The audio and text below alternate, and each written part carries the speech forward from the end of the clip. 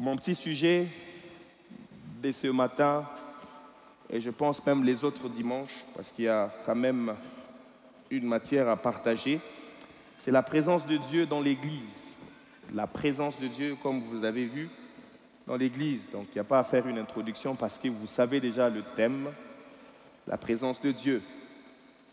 Nous vivons une époque où de nombreuses églises sont remplies, mais peu sont habitées par la présence de Dieu. Il y a même des gens qui se disent, je me rappelle même la semaine passée pour les baptêmes, il y a même eu un pasteur qui est venu participer à notre culte de baptême. En partant, les témoignages qu'il a dit, j'avais senti la présence de Dieu. Vous savez, quand quelqu'un dit, je sens la présence de Dieu, on se pose des questions. Il sent cette présence comment? Il y a même des fois ici, Dieu de la chair, on dit, je sens la présence de Dieu au milieu de nous. Des fois, on se pose des questions. Tu l'as senti comment? Mais il y a aussi des églises, quand tu viens, toi-même, tu sens que c'est comme si Dieu n'est pas là. Ce n'est pas qu'ils ont péché, mais ils sont là. Mais c'est comme si la présence de Dieu n'est pas manifeste. Quoi que nous puissions dire que Dieu est partout, mais Dieu ne se manifeste pas partout. Des fois, souvent Dieu se manifeste là où il est glorifié, là où il est honoré. Il y a des fois où on remplit les bâtiments, mais Dieu n'est pas là. Il ne suffit pas que les bancs soient pleins si l'autel n'a pas de feu. Ce qui intensifie la présence de Dieu, c'est le feu qui s'y trouve dans les bâtiments. Le vrai besoin de l'Église aujourd'hui, ce n'est pas plus de programmes ou des talents ou des stratégies.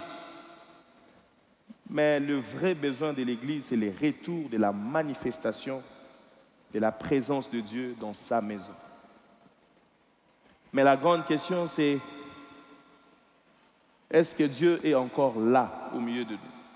Quand nous nous réunissons, des fois nous citons même les versets de la Bible qui dit là où 2 ou 3 sont réunis en son nom, il est là.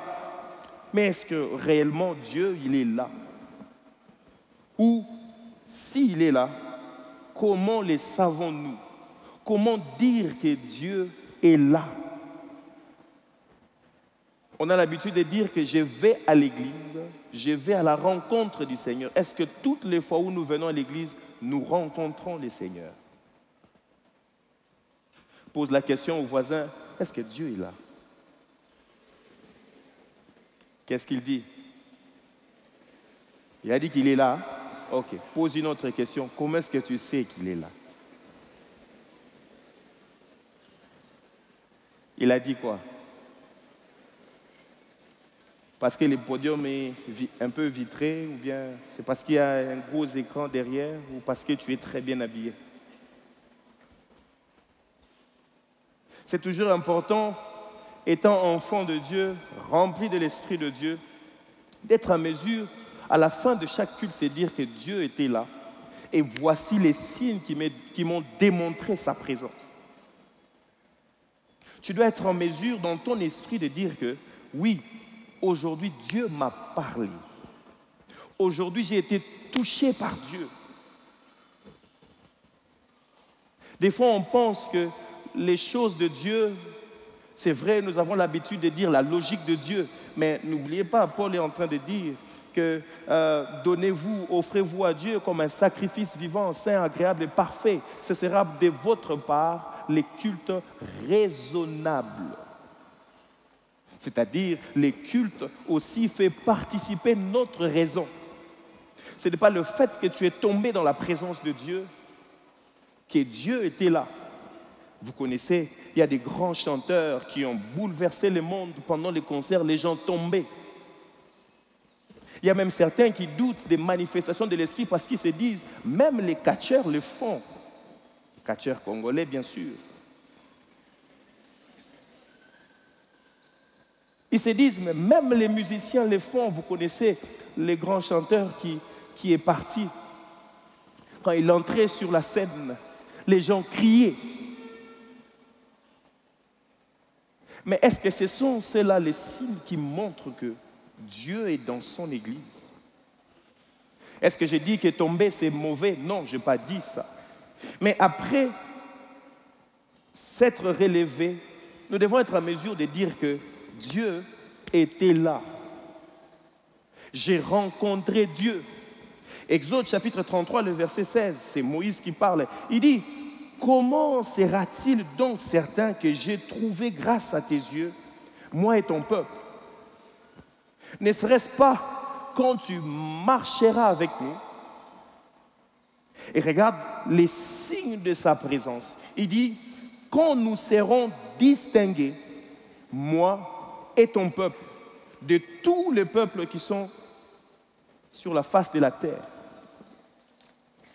La présence de Dieu, c'est le sceau de son approbation. Quand Dieu est au milieu de nous, ça prouve qu'il nous approuve, il nous agrée dans sa présence. Quand Dieu est au milieu de nous, on peut les sentir pas forcément par ses sens physiques. Je vous assure, toutes les fois que j'ai essayé de ressentir Dieu dans mon corps, ça m'est arrivé pas plus de 50 fois. Mais j'ai su attester dans mon esprit que Dieu était là et il voulait faire quelque chose. La présence de Dieu est le facteur de distinction entre une organisation religieuse et une église vivante. La présence de Dieu est le moteur silencieux de la conviction, des miracles, de l'unité et de la transformation. Quand Dieu est là, il y a la conviction, mais il y a aussi les miracles, il y a la transformation, mais la présence de Dieu renforce aussi l'unité. Est-ce que depuis que tu fréquentes cette église, est-ce que tu deviens un avec cette église? Est-ce que tu deviens un avec les membres de cette église? Puisque l'église est une famille.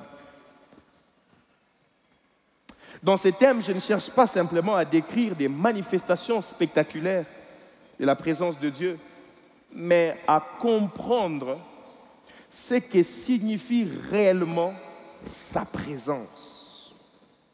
Ou dans l'église locale, quand nous venons, nous avons toujours l'habitude de dire en lingala, naenda kuyanzambe, naenda présence yanzambe. Mais on doit comprendre, ça signifie quoi la présence de Dieu? Est-ce que c'est une définition? Je l'ai dit en janvier ici, ce n'est pas une définition, je ne suis pas venu donner une définition. Parce que Jacob aura aussi sa définition, c'est parce qu'il a vu le ciel s'ouvrir, les anges monter et descendre. Abraham te donnera aussi la définition de la présence de Dieu. Moïse te donnera aussi la définition de la présence de Dieu, c'est qu'il a rencontré Dieu dans les buissons ardents. Chacun de nous a une définition de la présence de Dieu, mais nous devons comprendre la vraie signification de la présence de Dieu quand nous nous réunissons dans sa présence. Mais aussi, nous voulons comprendre comment elle est accueillie, honorée, préservée ou chassée. Comment accueillir la présence de Dieu? Vous savez, des fois, quand je dis ici, est-ce que nous pouvons honorer la présence du Saint-Esprit? Ce n'est pas un générique, c'est vraiment un protocole spirituel pour accueillir la présence de Dieu, pousser Dieu à se manifester. Mais surtout, comprendre ce qu'elle produit de concret dans la vie des membres, dans des réunions, mais aussi dans l'impact territorial de l'Église. Quand la présence de Dieu est là, ces territoires doivent sentir que Dieu il est là. Cette commune, cette ville doit être impactée par la présence de Dieu au travers de l'Église. Ce thème est pour tout le monde, que tu sois pasteur, prophète, bishop, archibishop. C'est pour les hommes, les femmes, parents, enfants. Mais surtout pour ceux qui ont soif de plus que des émotions dominicales et dans le quotidien. Et par la grâce de Dieu, pendant ces quelques dimanches, je vais partager avec vous 6 choses qui produisent la présence de Dieu dans l'Église. 6 choses qui produisent la présence de Dieu dans l'Église. Je vais faire comme le pasteur David, si je ne finis pas, ça sera dans les livres.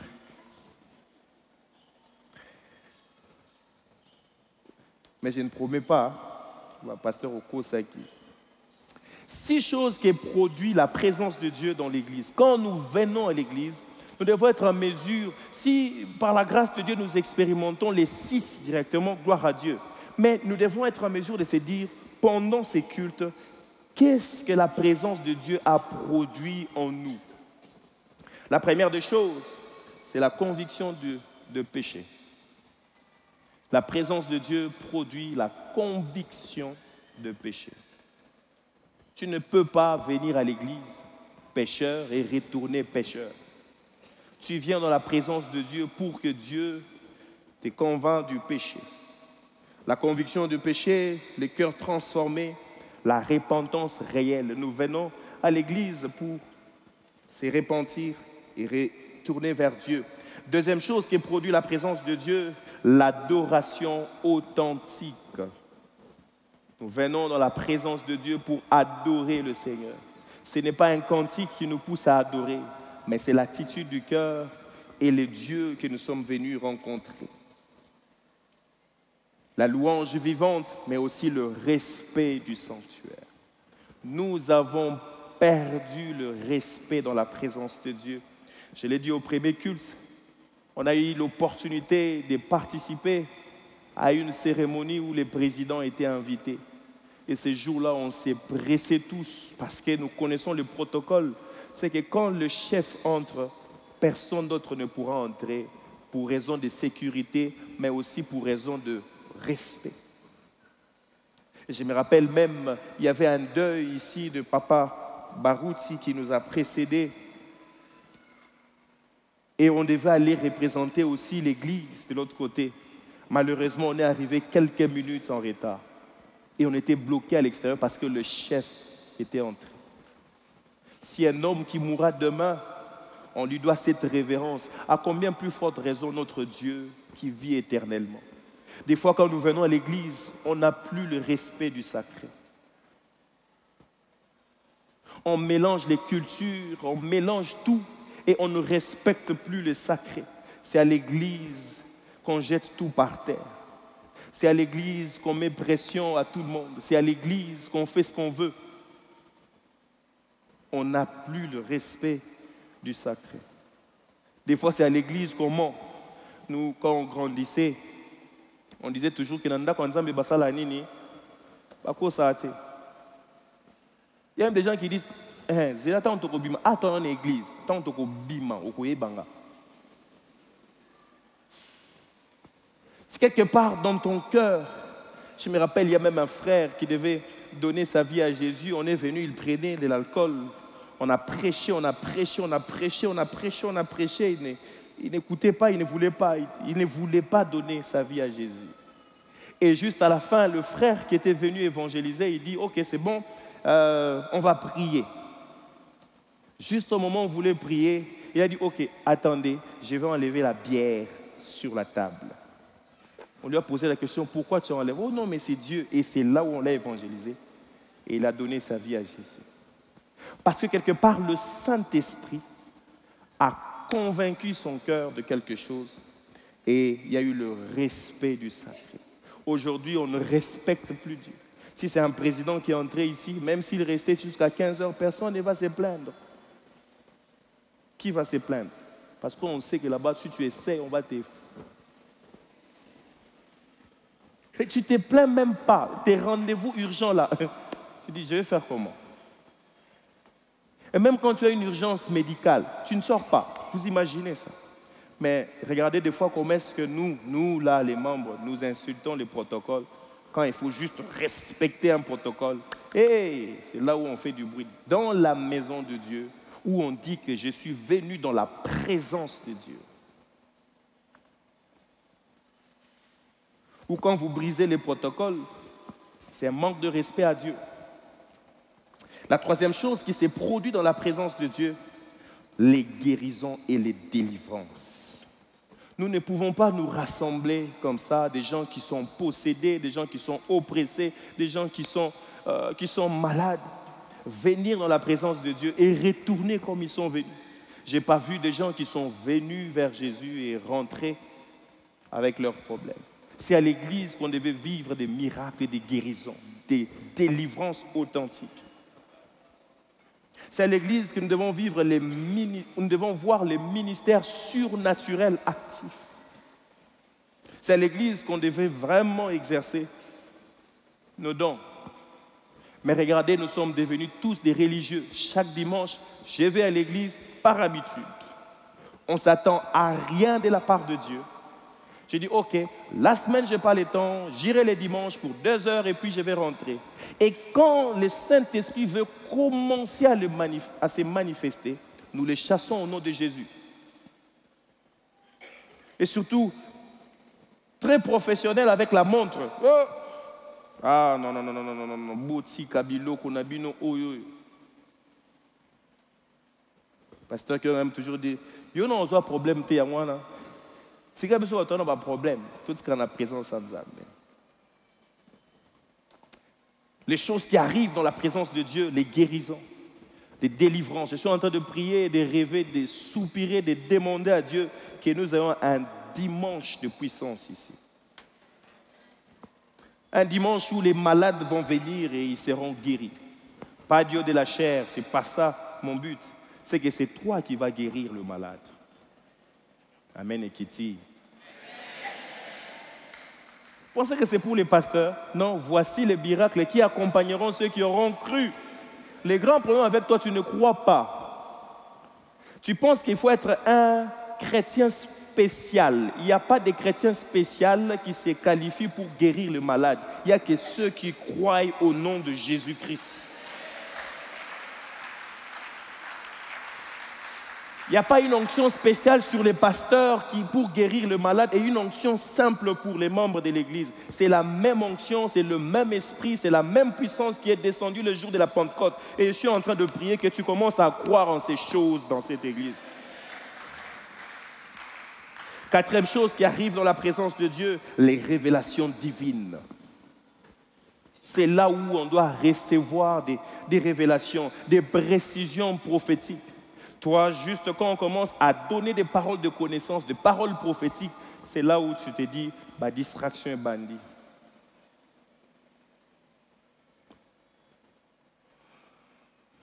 Jésus donnait des paroles de prophétiques où? En cachette.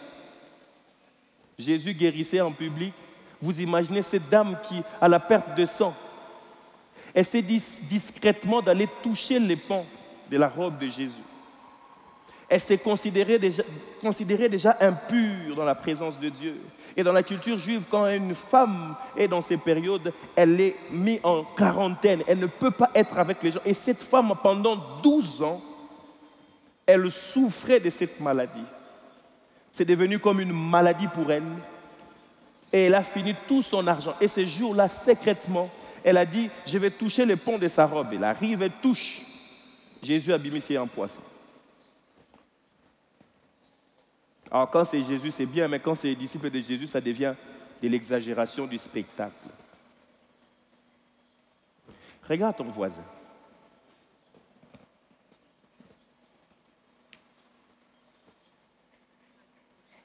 Tu l'as regardé? Dis-lui ce que Dieu t'a dit.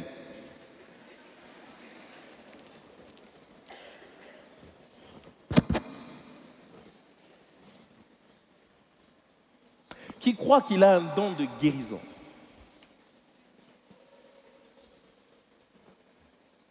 Ok. Ils ont piégé, hein? Qui croit qu'il a un don de prophétie? Qui croit qu'il a un don d'opérer de miracles?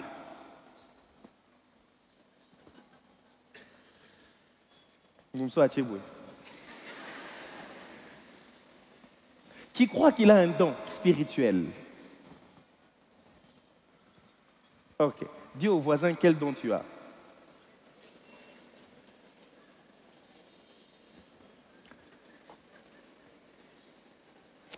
Ok, juste un. Ok.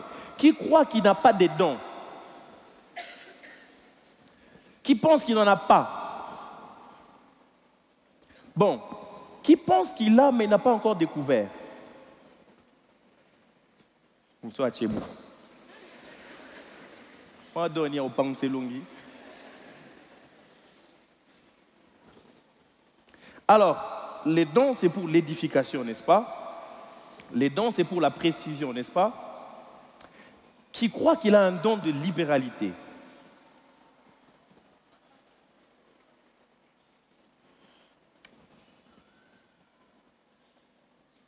Yes, c'est presque toute l'Église. Hein? Alors, au premier culte, je parle de révélation divine, de paroles prophétiques. Il y a quelques années, ici, on enseignait à la classe d'Apollos. On est arrivé à ces chapitres où on parle sur l'exercice des dons spirituels. Et il fallait passer à la pratique. J'aime bien la pratique. Quand on parle d'écouter Dieu, on doit écouter Dieu.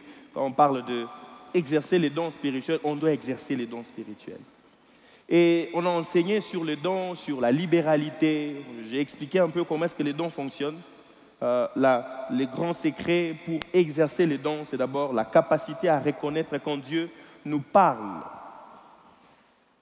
Et j'ai dit, on va prier les uns pour les autres. Pendant qu'on priait, l'autre, j'ai dit, ok, qu'est-ce que Dieu t'a dit? Elle dit, oh non, Dieu m'a dit de lui dire qu'il va résoudre son problème, il va le prendre en charge. J'ai dit, ah, ok, c'est bon.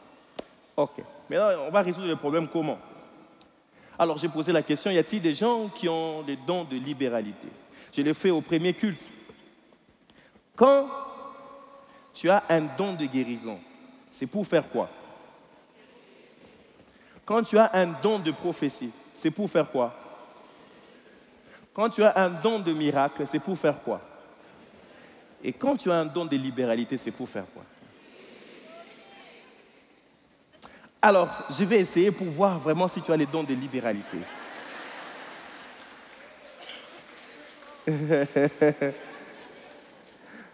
Alors, j'ai besoin de 4 personnes qui ont des problèmes de loyer. Juste 4. Avant, c'était les étudiants au premier culte, mais ici, juste 4 personnes. J'espère que Papa Bouva est là. J'ai une personne qui est là. Non, comptez. Ouais, je prends la dame qui s'est levée là. Ici, il n'y a personne. C'est une... Au balcon, hein? Alors, protocole, aidez-moi à choisir une personne au balcon. Bokan et la protocole, il faut prendre un moko.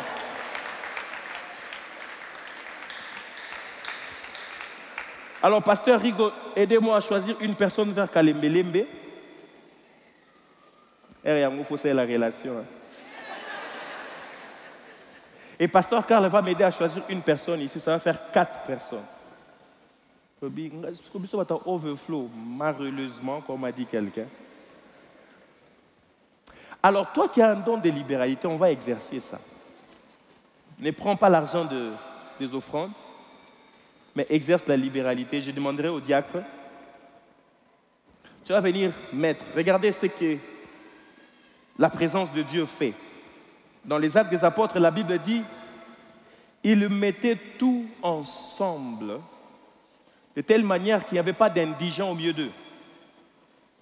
Les matins, on a mis tout ensemble, on a résolu les problèmes des 4 étudiants. Et ce matin aussi, on va mettre tous nos biens ensemble, on va résoudre les problèmes des 4 bien-aimés ici. C'est bon? Alors, exerce ta libéralité. C'était la prière, tu allais le faire. Maintenant, tu as dit que tu as les dons de libéralité. Mets quelque chose dans le panier pour nos bien-aimés. Exposé pour...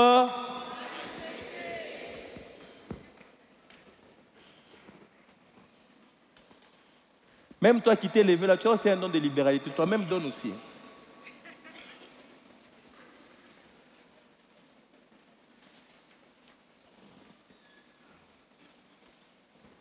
C'est ce qui arrive dans la présence de Dieu. On se soucie des uns et des autres.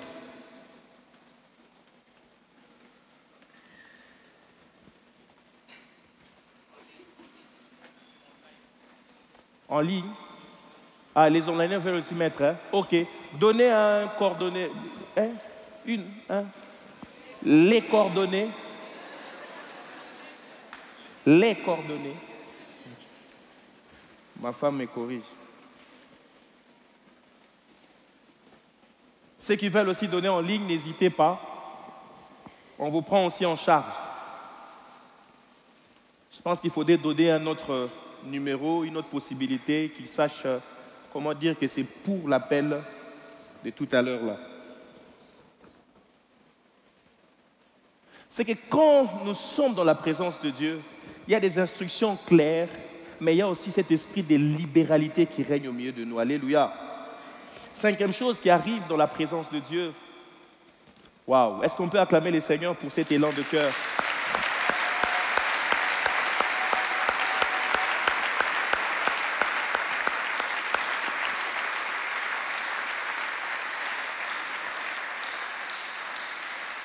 Vous savez, des fois, on peut préserver la foi de quelqu'un seulement comme ça.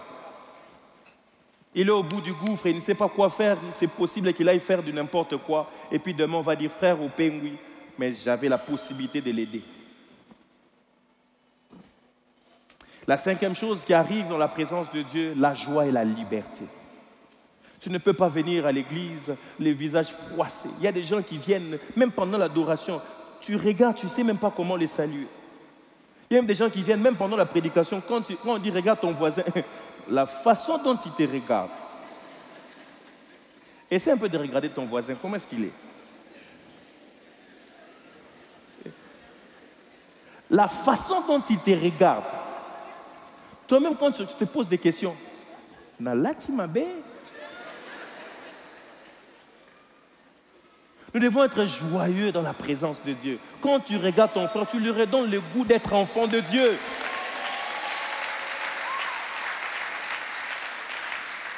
La Bible dit c'est pour la liberté que Christ nous a affranchis. Comment est-ce que toi, à tout moment, tu es toujours triste? Quand on te pose la question, comment ça va? Ça va aller. Tu as mangé?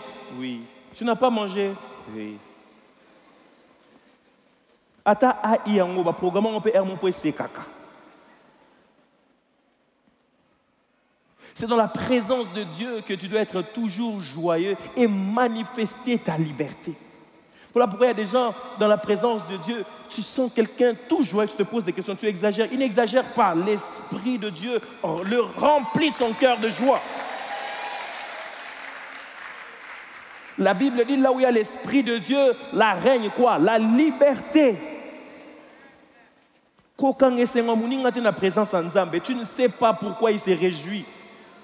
Tu ne sais pas ce que Dieu a fait pour lui. Si toi, tu n'as pas vu la main de Dieu, lui, il a vu la main de Dieu et il manifeste cette joie.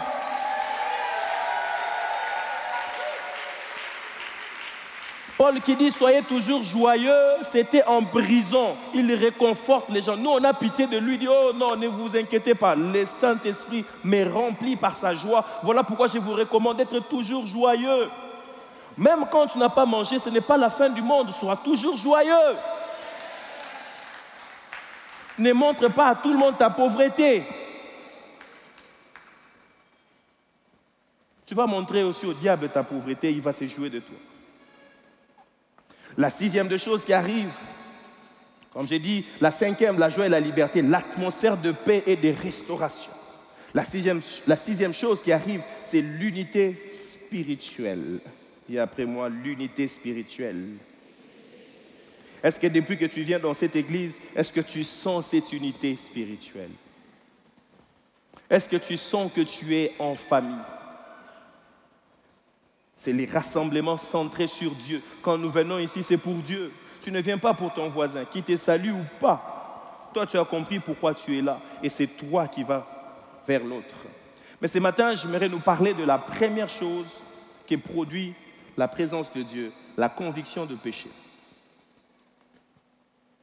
Les cœurs transformés, repentance réelle. La conviction de péché. Jean chapitre 16. Le verset 8, quand vous lisez un peu quelques versets avant, c'est Jésus qui est en train d'introduire une autre personne déjà à partir du chapitre 14, chapitre 15, chapitre 16. Il nous parle du Saint-Esprit, il parle de la prière, il insiste. Et le verset 7, il dit, il est pour vous, c'est pour vous un avantage. Il est avantageux pour vous que je m'en aille. Parce que si je ne m'en allais pas, les consolateurs ne viendront pas. Il est en train d'introduire, il dit, si j'ai eu les résultats, si aujourd'hui j'ai été consolé, si j'ai fonctionné avec vous, c'est parce qu'il y avait quelqu'un qui marchait avec moi. Quelque part, vous allez voir, il dit, vous ne me verrez plus, après vous me verrez encore, un peu de temps. Et il dit, le consolateur viendra. Et le verset 8, il dit, et quand il sera venu, il convaincra le monde en ce qui concerne le péché. C'est vrai, il y a la justice, le jugement, mais aujourd'hui, je voudrais m'atteler sur le péché. Il viendra. La première des choses qui produit la présence de Dieu, c'est la conviction de péché. Si jusqu'à présent, tu vis encore dans le péché, la grande question, est-ce que tu as rencontré le Seigneur? Le premier message de Jésus dans Matthieu 4, le verset 17, il commence à prêcher pour dire aux gens, répentez-vous. Détournez-vous de vos mauvaises voies. Rentrez à l'essentiel de la vie chrétienne. Les jours de la Pentecôte, Pierre, il prit la parole, il prêche, il montre à tout le monde ce qui s'est passé. Et la Bible dit, ils eurent les cœurs vivement touchés. Ils furent convaincus du péché. Ils posèrent la question, hommes frères, qu'est-ce que nous devons faire pour être sauvés? Pourquoi? Ils étaient convaincus du péché. Quand nous parlons de convaincre, cela signifie révéler la faute. Jésus est en train de dire ici que quand le Saint-Esprit viendra, il va révéler la faute au monde. Il va révéler au monde, en ce qui concerne la faute, les choses qui nous éloignent de la volonté de Dieu. Convaincre veut dire exposer un fait caché, quelque chose qui était caché. Vous savez, des fois, nous avons l'habitude de prier, c'est une bonne prière, où nous disons, Jérémie, il dit, invoque-moi, je te répondrai, je t'annoncerai des choses cachées. Des fois, il est aussi mieux de prier, de dire à Dieu, sonde mon cœur, y a-t-il des choses sombres dedans de moi? Convaincre veut dire aussi réprimander avec vérité. Convaincre veut dire aussi convaincre de la réalité d'une chose, surtout d'un péché ou d'une erreur. Quand nous venons dans la présence de Dieu, la première des choses que le Saint-Esprit fait, il parle du consolateur, mais parmi sa mission, ses objectifs de consolation, il te convainc du péché.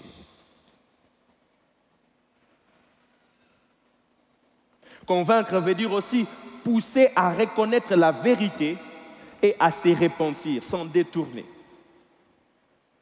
Je te pousse, je ne te force pas, mais je te montre au travers de la parole de Dieu et la puissance du Saint-Esprit que tu es dans l'erreur. Cette conviction n'est pas émotionnelle ou superficielle. C'est une œuvre du Saint-Esprit. C'est l'œuvre du Saint-Esprit. C'est par le Saint-Esprit que nous sommes convaincus du péché. Le Saint-Esprit, il expose la vérité morale d'une situation. L'œuvre du Saint-Esprit met l'homme face à lui-même et à Dieu. L'œuvre du Saint-Esprit fait tomber les justifications personnelles. Vous savez, il y a toujours des gens qui ils justifient leur erreur. Tu as trompé ta femme, mais tu justifies pourquoi tu as trompé ta femme, parce qu'elle fait trop de bruit. Non, tu vois, quand je rentre à la maison, je ne suis pas toujours à l'aise. Voilà pourquoi. Tu demandes pardon, mais tu es en train de te justifier. Tu falsifies les documents, on te pose la question, mais d'ailleurs, on ne me paye pas bien. Quel est le lien entre ne pas te payer bien et voler?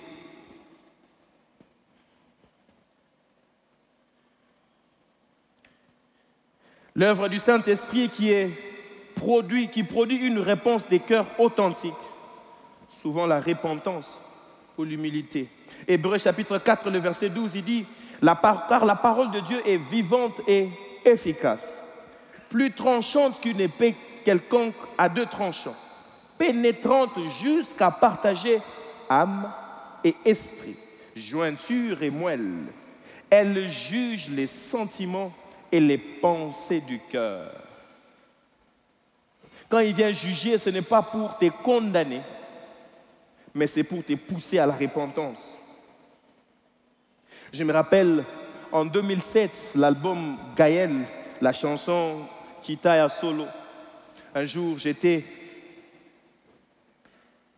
dans les salons et j'étais en train d'écouter ces cantiques, d'adorer, de louer le Seigneur et j'ai demandé, je me rappelle même, je n'étais pas encore baptisé du Saint-Esprit, c'est-à-dire je ne parlais pas encore en d'autres langues. Et on avait nos habitudes qui étaient devenues des habitudes sacrées. Chaque dimanche, on s'est rencontrés pour prier. On avait créé un groupe de prière. On faisait des tours de maison. Ces dimanches, on prie chez le frère héritier. D'autres dimanches, on prie chez le frère Daniel. C'était ça un peu comme ça on faisait, même avec le pasteur David, dans ces mouvements qu'on avait créés. Chaque dimanche, on priait les uns. Et ce jour-là, je suis rentré chez nous et j'ai dit que j'écoute un peu la musique. Et j'ai senti la présence de Dieu sur moi. Et j'ai commencé à confesser mes péchés tout haut. Ça vous est déjà arrivé de confesser vos péchés tout haut?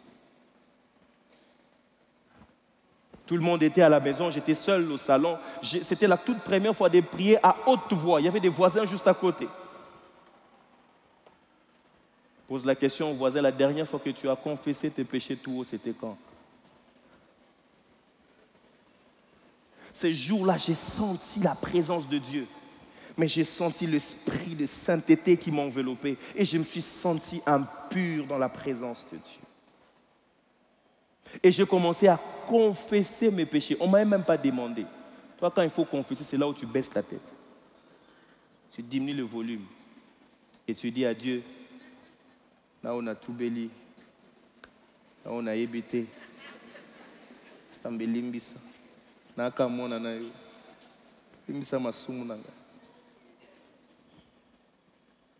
Et ces jours-là, j'ai senti une transformation qui a commencé dans mon esprit. Quand le consolateur vient, il commence par te convaincre du péché, te montrer que tu n'es pas sur le bon chemin. La présence de Dieu n'est pas une culpabilité religieuse, mais c'est une révélation spirituelle intérieure. Ésaïe 6, 5, le prophète Ésaïe qui servait déjà le Seigneur, serviteur, porte-parole de Dieu. Et ce jour-là, il eut une vision, les anges se prosternaient et chantaient « Saint, Saint, Saint est l'Éternel ».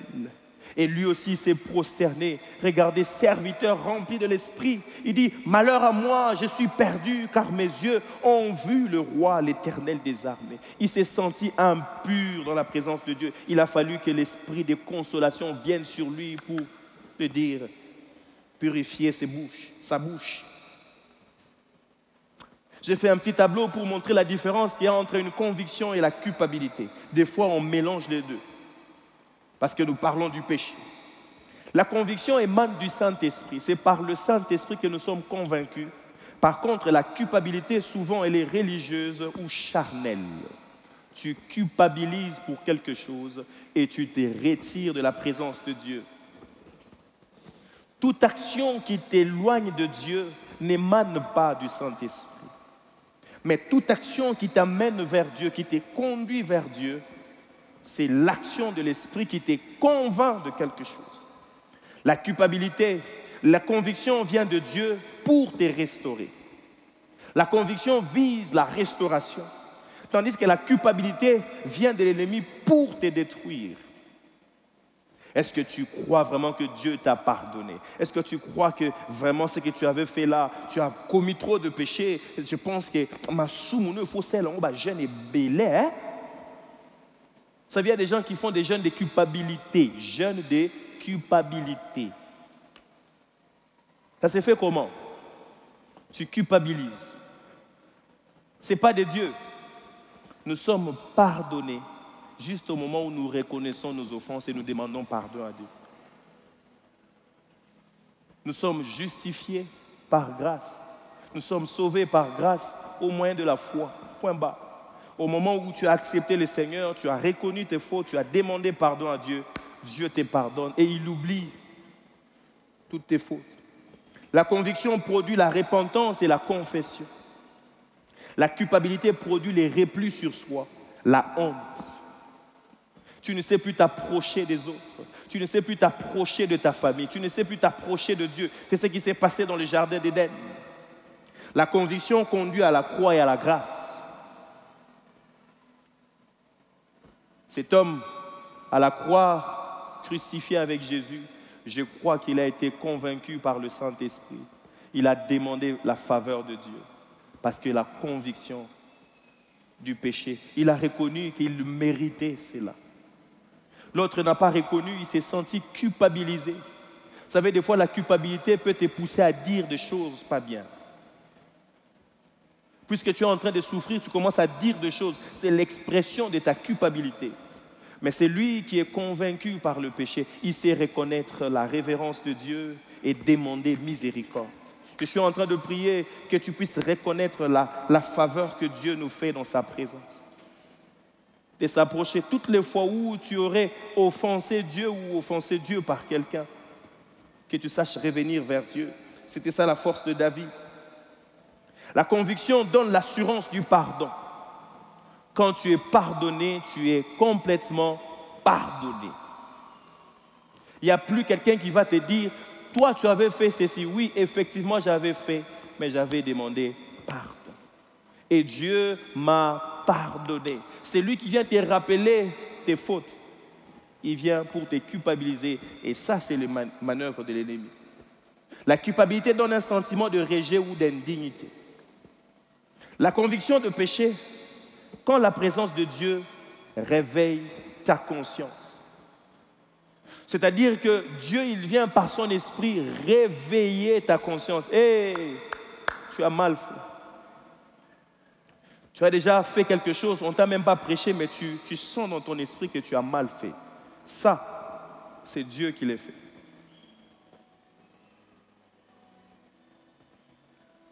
C'est quoi le péché? Le péché, c'est manquer la cible, c'est s'écarter du chemin, rater le but. Fondamentalement, c'est ça.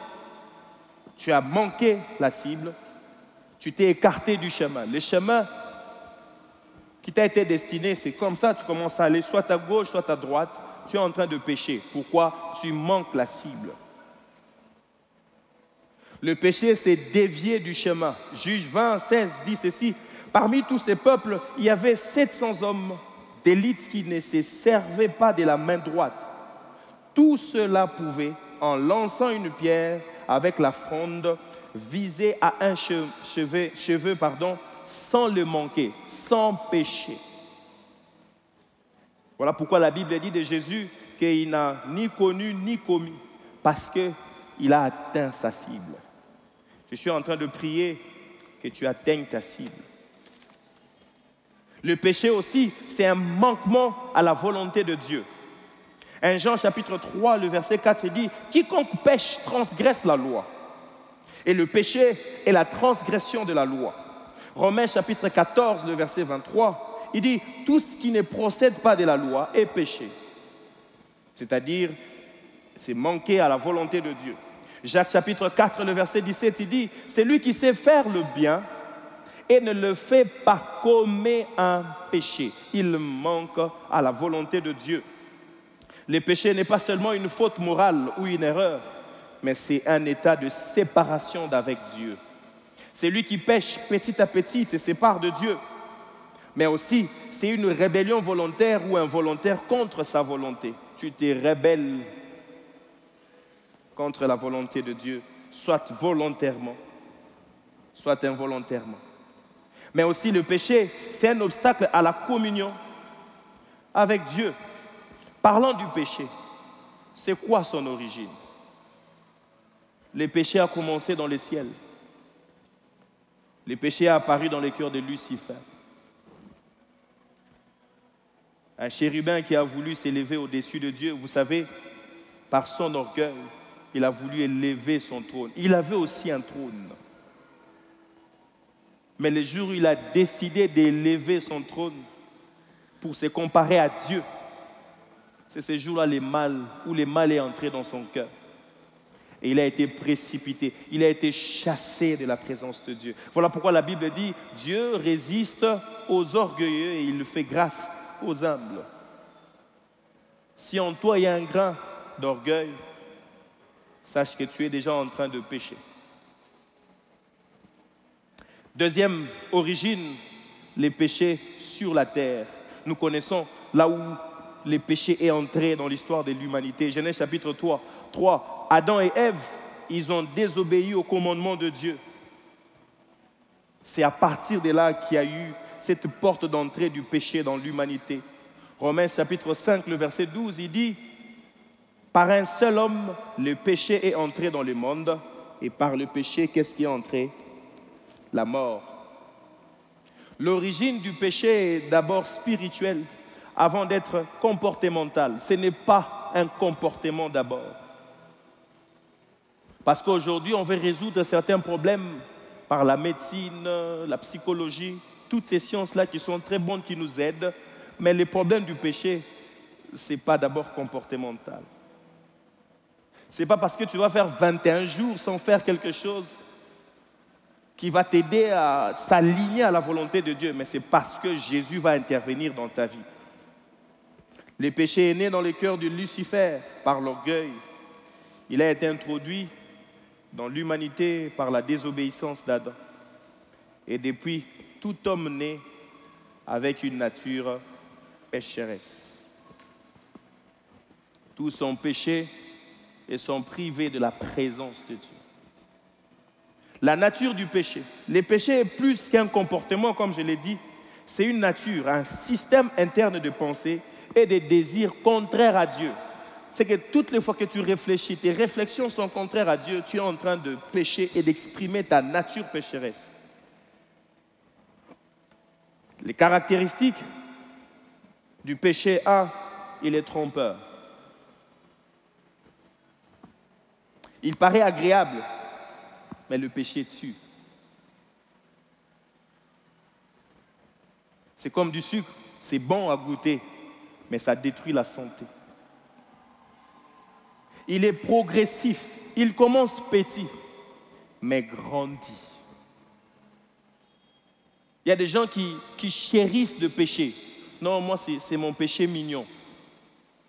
J'ai rencontré quelqu'un qui dit, bon, moi, je suis seul, ma femme m'a quitté, j'ai du mal à faire ceci, à faire cela.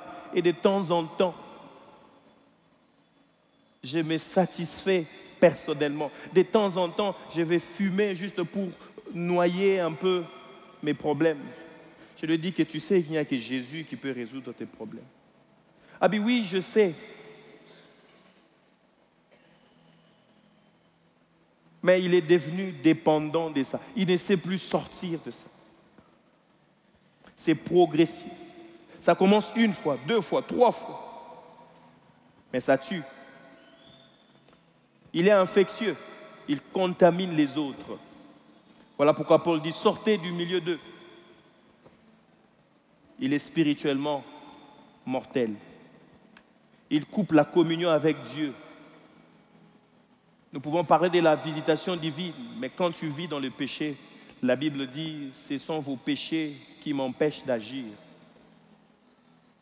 Il dit, ma main n'est pas courte pour agir, ni mon oreille pour écouter, mais ce sont vos péchés. Quand tu vis dans le péché, tu te prives de la visitation de Dieu.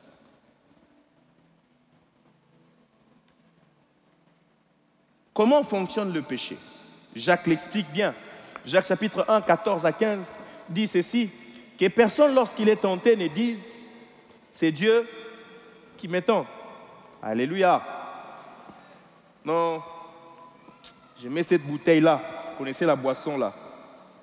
Si Dieu ne veut pas que je puisse prendre, ça va tomber. Ça ne va pas tomber. Je bois. Si Dieu ne veut pas, ça va bloquer ici. Ça va entrer calmement. Et des fois, on pense que c'est Dieu qui nous tente.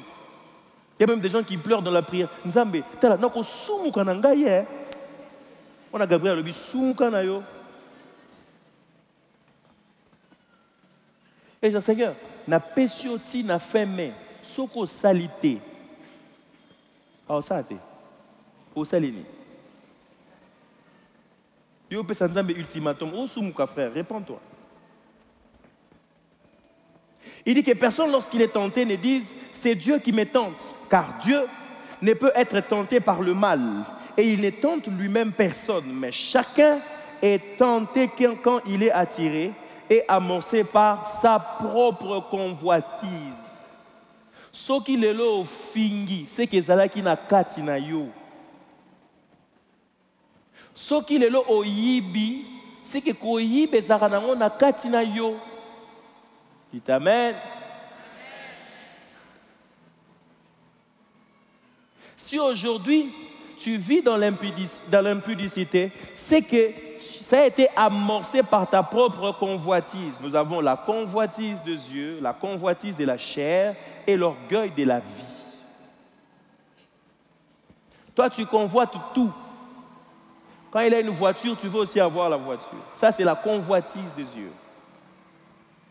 La convoitise de la chair et l'orgueil de la vie.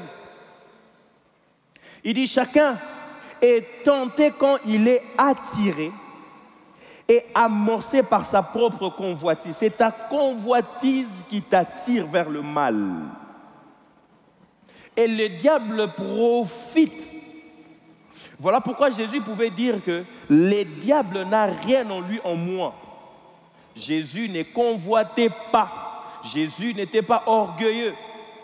Pourquoi? Il a pris le temps de vaincre cela dans les déserts. Le diable est venu par la convoitise de la chair. Il a dit que si tu es le Fils de Dieu, change le pain, la pierre en pain.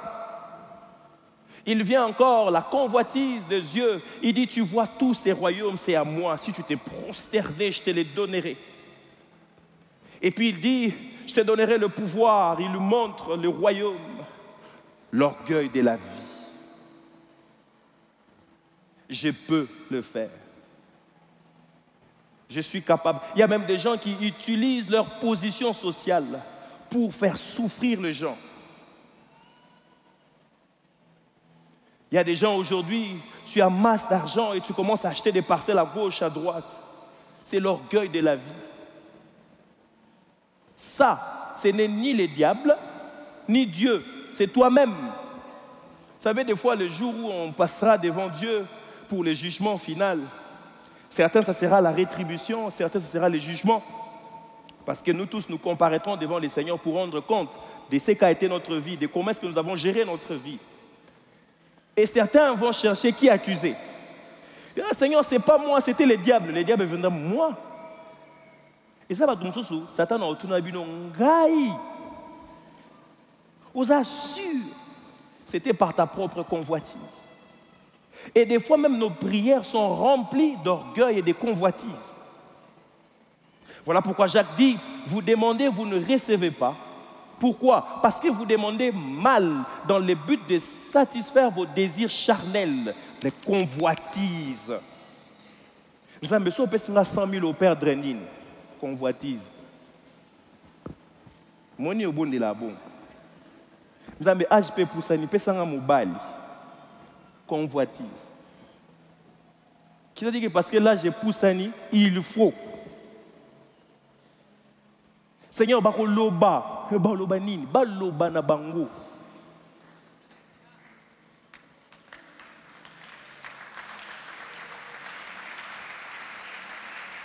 Et Dieu n'exauce pas ce genre de prière. J'espère que quelqu'un a vu cette blague sur Internet. Un frère qui était jeune, qui demande à Dieu, donne-moi une femme. Il a juste dit, Seigneur, j'aimerais que tu me donnes une femme, une bonne femme. Et il était à l'arrêt des bus, il attendait le train ou les bus. Et il y a une femme qui vient à ses côtés. Le monsieur a même annulé de prendre les transports parce que cette femme, pour lui, il était moche. Il dit, Seigneur, excuse-moi, je ne savais pas que c'était elle que tu allais envoyer à mes côtés.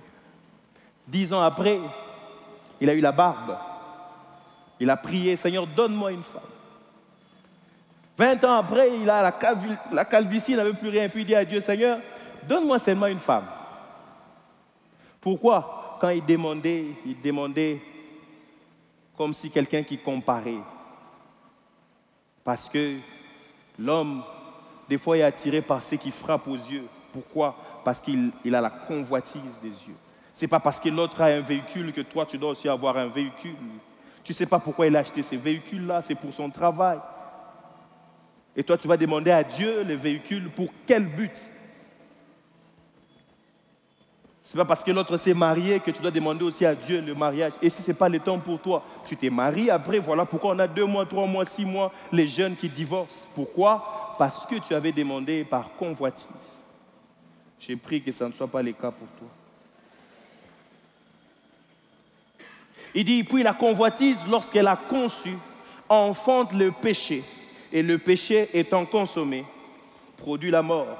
Le processus est simple, il y a la convoitise, qui est un désir intérieur désordonné. La convoitise est un désir intérieur, ce n'est pas de l'extérieur.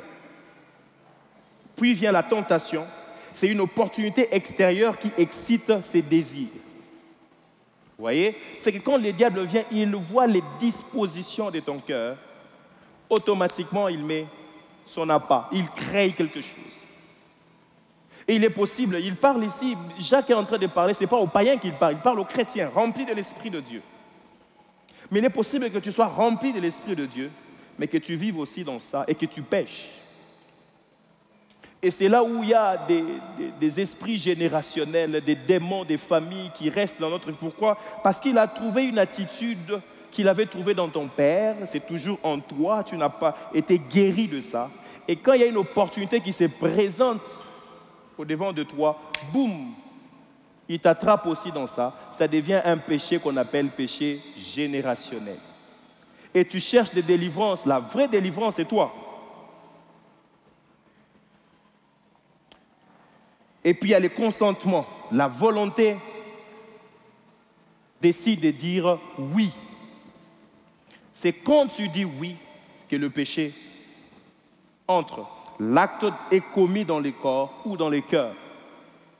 Voilà pourquoi Jésus dit, moi, il a été écrit que si tu fais ceci, voici ce qui arrivera. Moi, je dis que c'est lui qui regarde la femme d'autrui.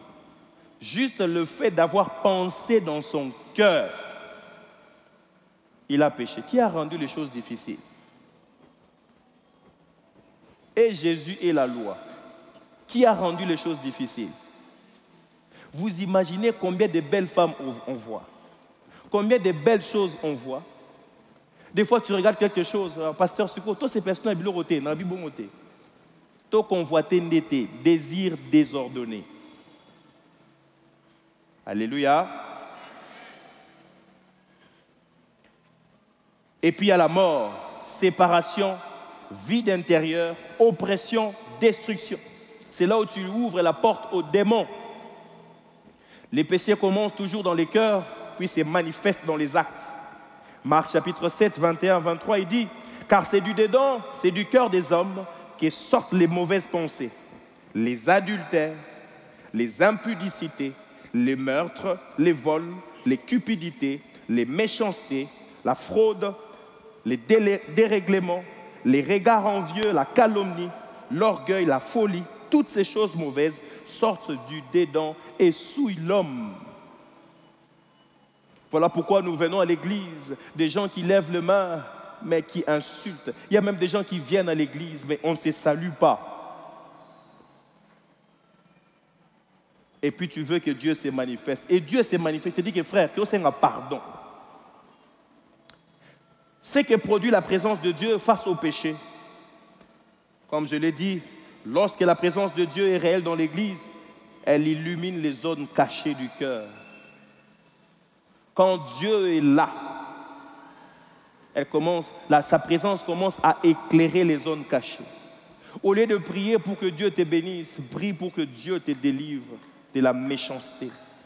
Il y a des choses que Dieu ne te donne pas juste parce qu'il y a encore la méchanceté dans ton cœur, l'orgueil, les prédispositions naturelles à être déjà adultère, les prédispositions naturelles à être déjà voleur. Regarde toutes les fois l'argent que tu as eu, comment est-ce que tu as géré. Et des fois, Dieu nous soumet à des petits tests pour voir est-ce qu'on est prêt à recevoir les grandes choses. Parce qu'il dit, c'est lui qui est fidèle dans de petites choses, on lui confiera des grandes choses. La présence de Dieu illumine les zones cachées du cœur. La présence de Dieu, elle réveille la conscience spirituelle, même chez les durs de cœur. Elle réveille la conscience spirituelle. Je suis en train de prier que ta conscience éveille face au péché.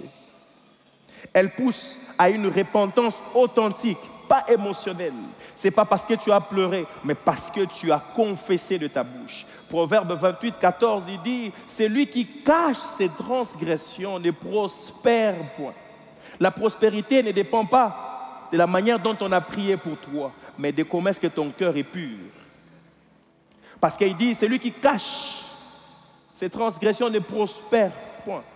Mais c'est lui qui les avoue et les délaisse. Depuis que tu as avoué, est-ce que tu as délaissé? Depuis que tu as renoncé à la méchanceté, est-ce que tu exerces la miséricorde près des gens? Les gens qui vivent avec toi sont-ils bénis ou maudits par ta présence? Est-ce qu'aujourd'hui les gens peuvent dire que nous bénissons le Seigneur parce que nous t'avons?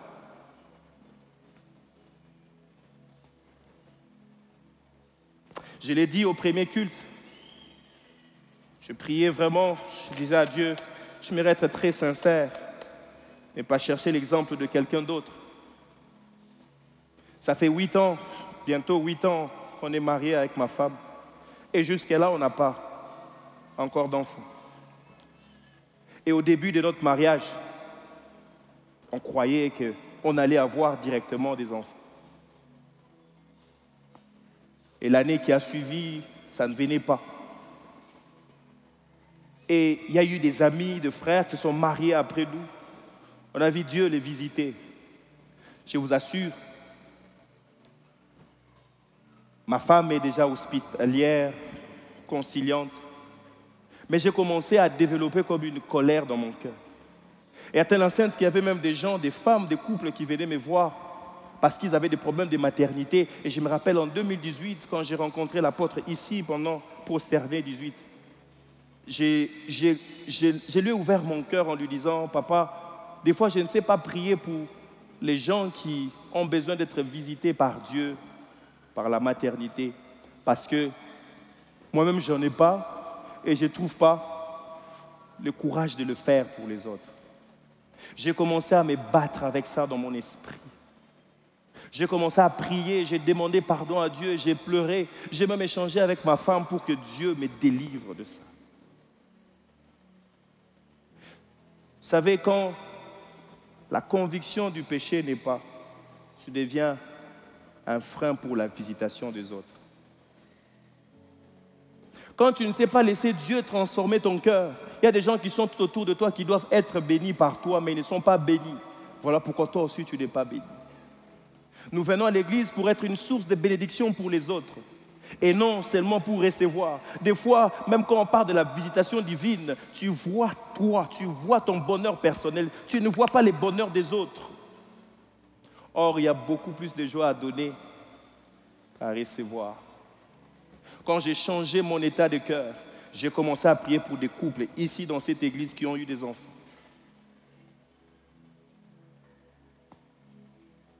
Pourquoi? Parce que j'ai compris que quand le Saint-Esprit vient, quand sa présence est manifeste, sa présence nous convainc du péché. Il est possible que tu sois là, tu as reçu des promesses de la part de Dieu, mais puisque ton cœur n'est pas encore touché par la présence de Dieu, tu as comme l'impression que Dieu est en train de tarder. Dieu ne tarde pas, il attend que tu changes ton état de cœur.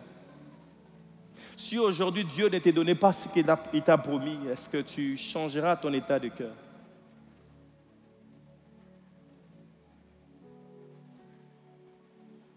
La présence de Dieu nous pousse à une repentance authentique. Pose la question au voisin, qu'est-ce que tu attends de Dieu? Pose la question au voisin, es-tu guéri de quelque chose? Vous savez, ça me fait de la joie les dimanches passés quand j'ai vu, on a présenté des enfants. J'ai dit, Seigneur, j'aimerais qu'on ait des cultes, on présente 50, 100 enfants. On passe tout un culte, on présenterait qu'il y ait des enfants.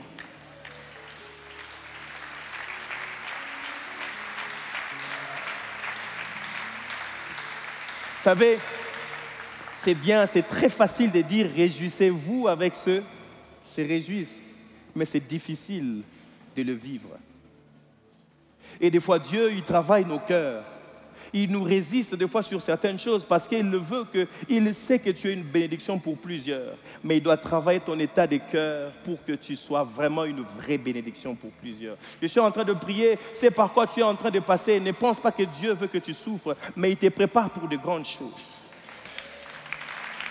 Il veut que tu aies un grand cœur. Peut-être c'est le mariage pour toi. Tu vas de relation en relation. Pose-toi des questions. Seigneur, sonde mon cœur. Vois s'il y a je suis dans le bon ou je suis dans le mal. Donne-moi un cœur pur. Change-moi. Ésaïe, comme je l'ai dit, il a pleuré dans la présence de Dieu. Plus Dieu se révèle, plus le péché devient insupportable. Est-ce que tu supportes toujours le péché? C'est que Dieu ne se révèle pas encore dans ta vie. Si aujourd'hui tu tolères encore le péché, aujourd'hui on tolère des choses, parce qu'aujourd'hui c'est les cultures qui se mélangent, on va en Europe, on va aux États-Unis, en Amérique, on va en Asie, on voit les choses qui se font là-bas, on le copie, on essaie de relativiser avec le péché. Nous changeons même le fond. On commence à changer non seulement la forme, mais aujourd'hui on change même le fond. Les valeurs pour lesquelles tu t'es battu hier, aujourd'hui, on te dit non, mais vous savez, Dieu il regarde le cœur, Dieu ne regarde pas l'extérieur. Quand le cœur est changé, ton extérieur doit aussi changer.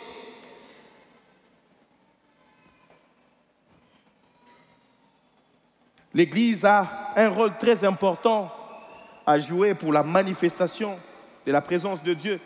L'Église doit créer cette atmosphère de conviction, non de condamnation. Une Église marquée par la présence de Dieu ne condamne pas, mais porte une onction de conviction. Je suis en train de prier ce matin que l'onction de conviction circule dans la salle, que le Saint-Esprit te convainc du péché. L'Église marquée par la présence de Dieu ne moralise pas, mais libère la vérité dans l'amour. Nous ne sommes pas des psychologues.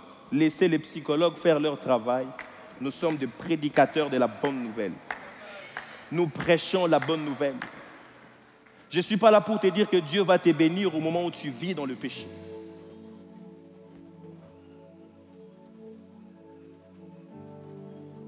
Une église marquée par la présence de Dieu ne pousse pas à fuir, mais attire à la croix pour la restauration. Nous ne poussons pas les gens à fuir, mais nous voulons que les gens reviennent dans la présence de Dieu. Regardez ce qui arrive quand il n'y a plus de convictions. Voici les signes d'alerte. Les gens écoutent des messages forts sans réagir. Quand je parle de messages forts, ce n'est pas parce que je serai en train de crier. Ça, c'est un message fort. Et tu ne sais pas réagir.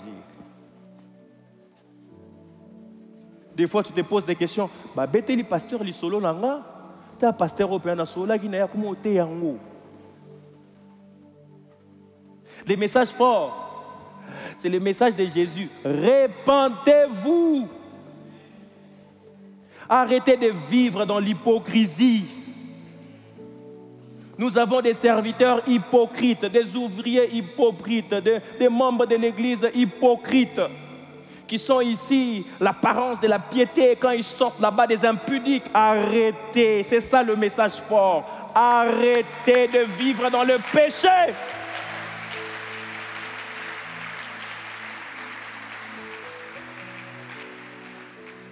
Tu iras en enfer. Je t'assure, dis au voisin, tu iras en enfer.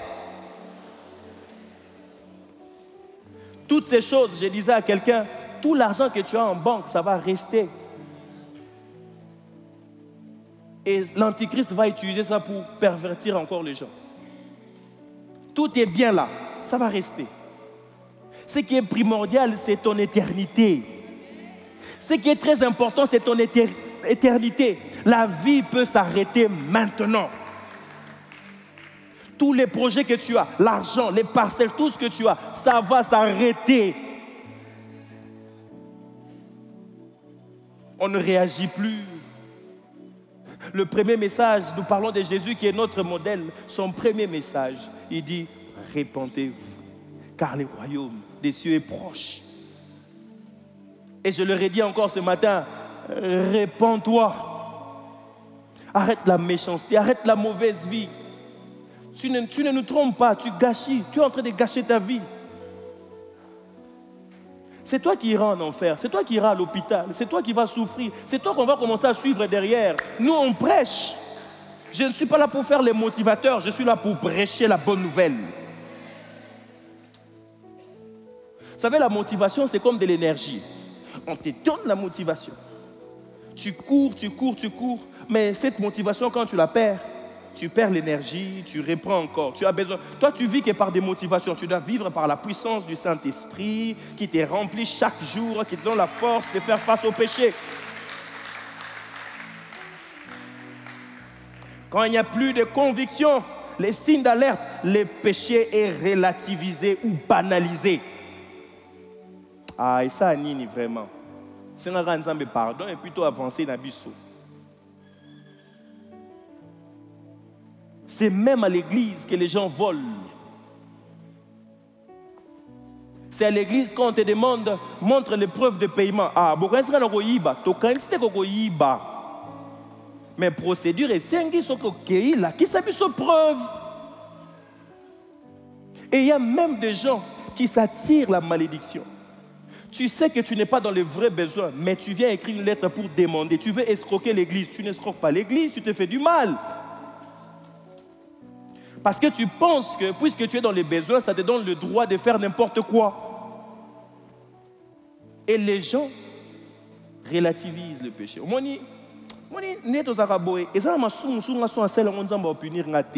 Ah.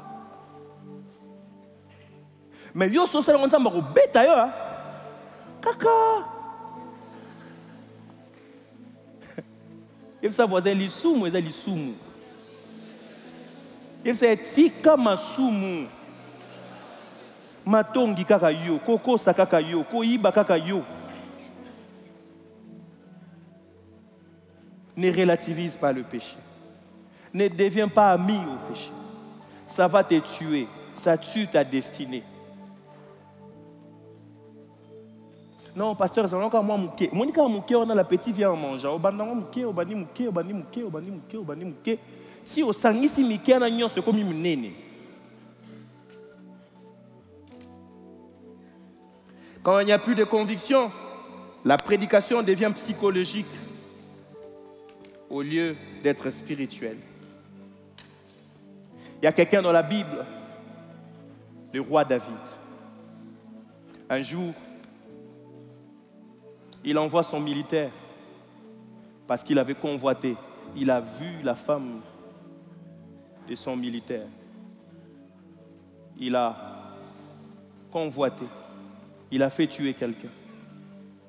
Et un jour, Dieu a envoyé son prophète Nathan pour lui dire, et on peut juste nous mettre Ésaïe 51.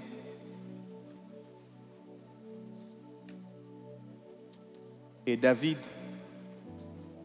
il a été convaincu du péché, le roi qu'il était. Mettez-nous Ésaïe, psaume 51, pardon. Nous allons lire ensemble. Si on peut lire 1, 2, 3 au chef des chantres, psaume de David, lorsque Nathan le prophète vint à lui, après que David fut allé vers Bathsheba.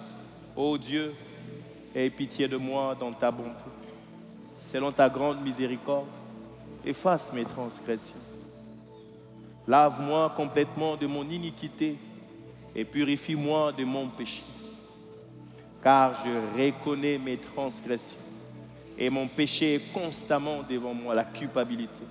J'ai péché contre toi seul et j'ai fait ce qui est mal à tes yeux, en sorte que tu seras juste dans ta sentence, sans reproche dans ton jugement.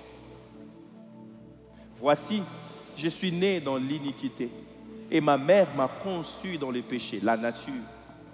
Mais tu veux que la vérité soit au fond du cœur. Fais donc pénétrer la sagesse au-dedans de moi. Purifie-moi avec l'hysope et je serai pur. Lave-moi et je serai plus blanc que la neige. Annonce-moi l'allégresse et la joie, et les eaux que tu as brisées se réjouiront. Détourne ton regard de mes péchés, efface toutes mes iniquités Ô Dieu, crée en moi un cœur pur, renouvelle en moi un esprit bien disposé.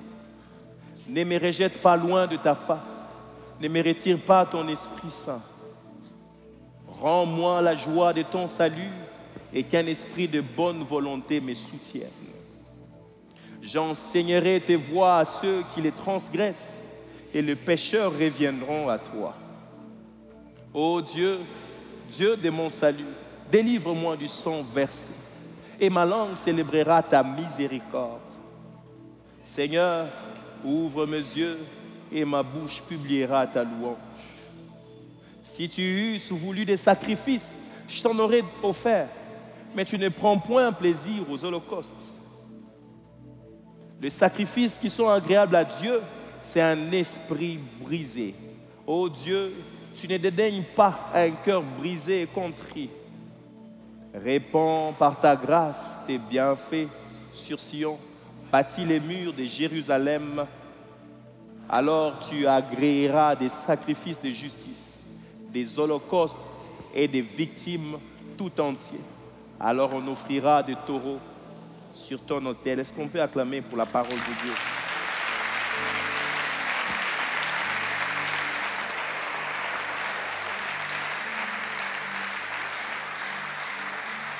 Ce matin, j'aimerais lancer ce midi, j'aimerais lancer ces deux appels à deux catégories de personnes. Tu te retrouves comme David qui a offensé, qui a péché contre Dieu, roi qu'il était. Vous savez, le péché, on n'est pas vacciné. On est tous soumis à la tentation. Et des fois, volontairement, nous cédons. Il est possible que volontairement, tu as cédé à quelque chose. Je ne sais pas à quel degré, toi, tu as péché. Mais ce matin, Dieu nous donne l'opportunité de pouvoir renouer notre relation, de réparer avec lui. Et la deuxième catégorie de personnes pour qui je vais prier ce matin, pour ceux qui n'ont jamais fait cette expérience de donner leur vie à Jésus. Tu es là, tu n'as jamais donné ta vie à Jésus, tu n'as jamais accepté le Seigneur Jésus-Christ comme ton Sauveur et ton Seigneur. Parce que la présence de Dieu, ça commence par là. Si tu es là dans la salle, tu n'as jamais donné ta vie à Jésus, j'aimerais que tu puisses avancer ici. Et toi qui veux répondre au premier appel sur un péché que tu avais commis, tu sens la culpabilité qui monte dans ton cœur. Tu as peut-être offensé ta femme, tu as peut-être offensé tes enfants, tu as peut-être offensé ton mari, tes frères, tes parents, les gens autour de toi, tu as manqué à la cible. Ce matin, j'aimerais que tu puisses te tenir debout et je vais prier pour toi, que la miséricorde de Dieu soit sur toi. Que tu demandes à Dieu un cœur disposé, un cœur disposé. Que Dieu crée un cœur, que te donne un cœur nouveau, un cœur pur. Toi qui veux donner ta vie à Jésus, tu vas avancer ici, il y aura des serviteurs qui vont t'accueillir. Parce que le climat, l'atmosphère, c'est l'atmosphère des convictions par le Saint-Esprit. Je veux que tu puisses parler à Dieu comme David. Demande à Dieu pardon pour toutes les fois que tu as manqué, tu as péché. Ça a brisé ta communion avec Dieu. Parle à Dieu. Et si tu n'as jamais donné ta vie à Jésus, j'aimerais t'inviter devant cet autel pour que tu reçoives le Christ. Il est possible aussi que tu sois en ligne en train de nous suivre. Tu n'as jamais donné ta vie à Jésus. Manifeste-toi en ligne. Mais aussi, tu as besoin de la restauration. Commence à prier, demande pardon à Dieu. Oh, Seigneur. Create in me a clean heart and purify me. Crée en moi un cœur pur, so that I may worship you.